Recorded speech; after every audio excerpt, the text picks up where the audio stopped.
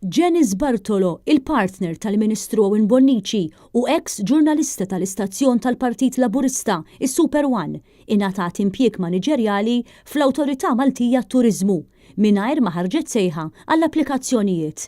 Il-ġurnal The Sunday Times of Malta jgħid li l-kuntratt ma' Janice Bartolo kien iffirmat mill-kap eżekuttiv maħtur mill-Gvern Laburista Paul Buġejja f'Awwissu li għadda, ftit ġimgħat biss wara l-elezzjoni ġenerali. Meta mistoqsija għalfejn ma ħarġit sejħa l-applikazzjonijiet, Paul Buġejja ma rid jagħti l-ebda kumment lil The Sunday Times.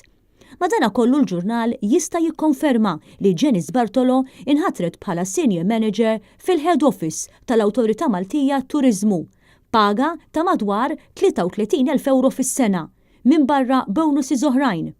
Il-kuntratt huwa kuntratt tal-sena, iżda li jista' jiġġedded bl-approvazzjoni tal-kap eżekuttiv tal-Awtorita Maltija ghat-Turizmu li hu maħtur minn Gvern Laburista u mill-Ministru tat-Turiżmu Konrad Mizzi, membru tal-Kabinett ta' Muscat flimkien mal-partner ta' Janice Bartolo.